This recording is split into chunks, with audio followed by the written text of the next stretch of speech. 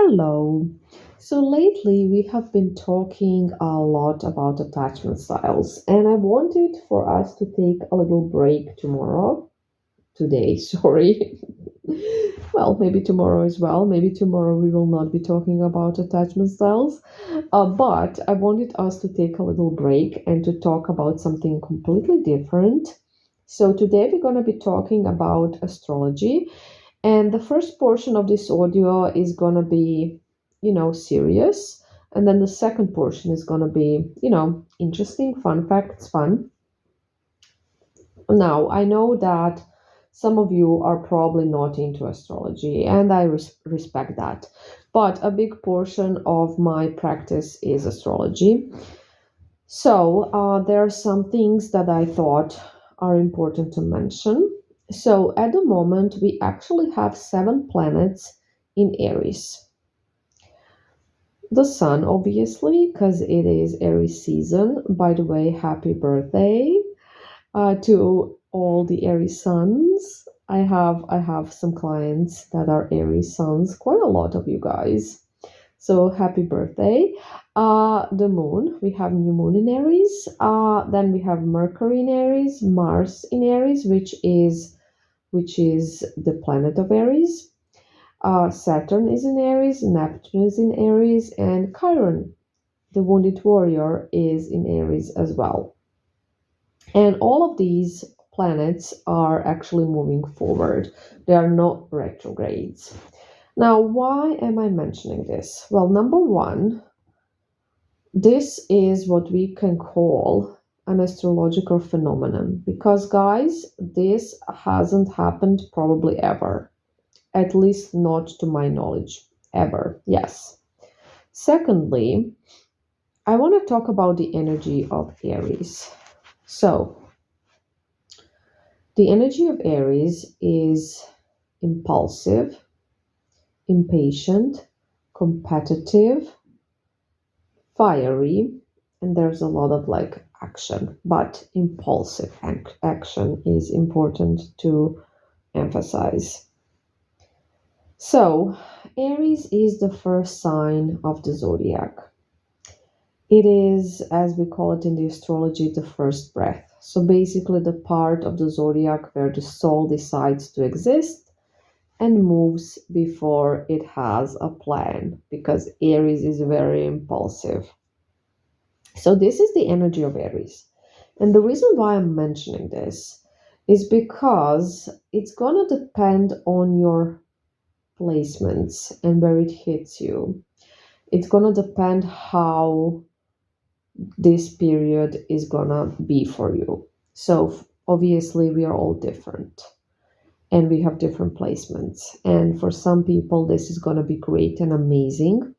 And then for some people, it's going to be very overwhelming because the Aries energy is very strong, is very fiery, is very overwhelming.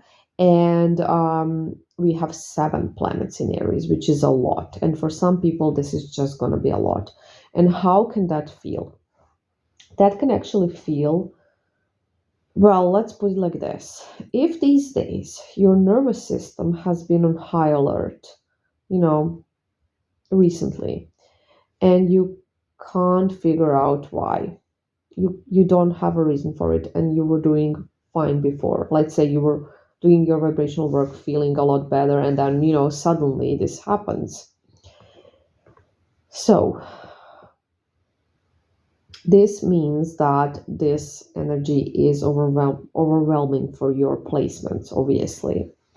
And some of you guys have been complaining about this, and this could be why. This could be why, depending on your placements. And then for some people, this is going to be the period of some really great things, some great new beginnings, a bunch of great stuff.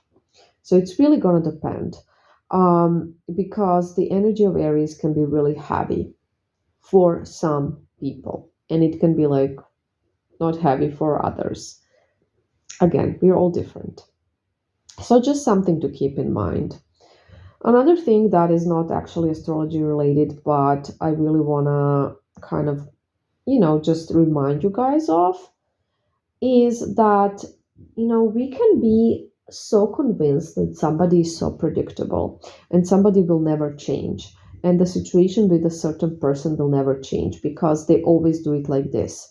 And they never come back or they never text first or whatever it is. But I want to remind you guys to always look for evidence in your life that this is actually not true and it's your limiting belief.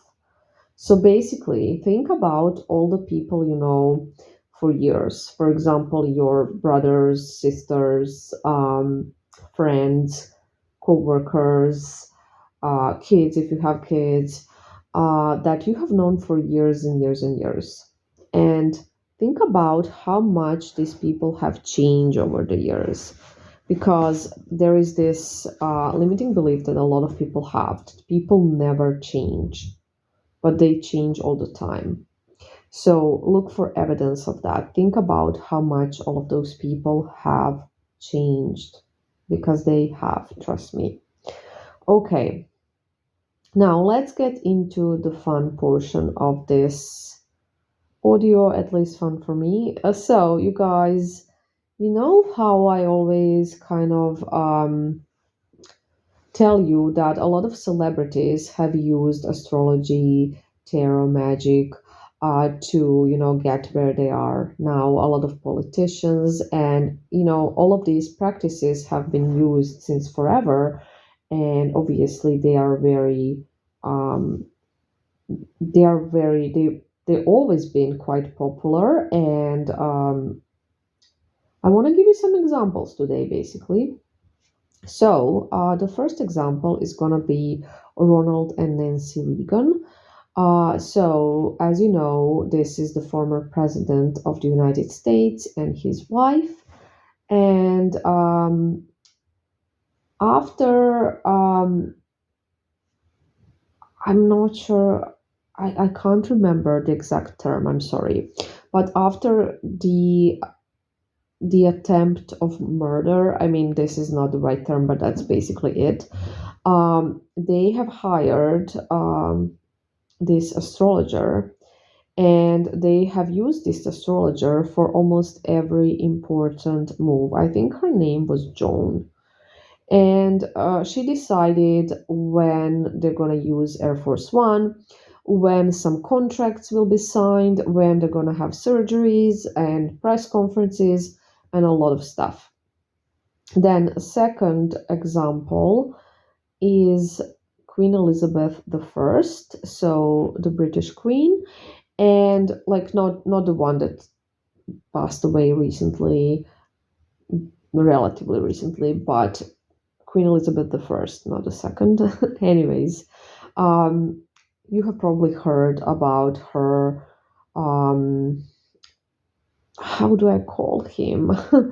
About her personal advisor. Anyways, the legendary John Dee. So John Dee was an astrologer, a mathematician, and he was a spellcaster. And he was such an interesting person, in my opinion. Anyways, he picked the exact date and time for when she officially became a queen. I can't remember the term for that either. And he picked that date and time to make sure that she's going to have a long and stable reign and successful reign, which actually I think her reign lasted for 44 years. And if I'm not wrong, if I remember correctly, and this was one of the most successful periods in the British history. He was actually a Christian, and so he believed that it was all connected, right? Because it is. Anyways, that's very interesting. And now, some interesting things about the tarot while we are speaking of these subjects that you may not heard of course. So, Christian Dior, the fashion designer, he was very much into the tarot, and he had his tarot reader. She was called Madame something. I don't remember, but Madame something. And before every fashion show, he would like get a reading. And without her blessing and basically the blessing of the cards, he did not bring any decisions regarding his business. And it's a really fun fact that he even used some symbols from the tarot, like the star, and he would put it in the linings of his dresses for good luck. For good luck. How cool is that? Then Salvador Dali, the famous painter, he loved the tarot. He didn't just use it; he loved it so much that he made his own deck. So with his, paintings. And he started working on this deck for a movie. Actually, I think it was a James Bond movie even, but that project was, canceled or something happened where, it did not become a thing. But he finished the deck on his own. And I don't know if you have seen his deck; it's beautiful. Then, of course, Carl Jung. Carl Jung is was a psychologist, and he also used the tarot with his patients. So pretty cool. And then the Beatles, the band, right? The Beatles from the 60s. So the whole band, and especially John Lennon, were fascinated with tarot and astrology during the 60s. And the tarot has even influenced some of their music, inspired some of their music, which I think is pretty cool. And I bet majority of you have not known that. And basically, royal families through the history have used the tarot. That is quite a well-known fact, so you probably know about that one. So these are just some fun facts that I think majority of the people did not know, and I wanted to share them because I want to make this audio interesting. Well, I want to make every audio interesting, but just something that is lightweight. Anyways, guys, I hope you have learned something fun.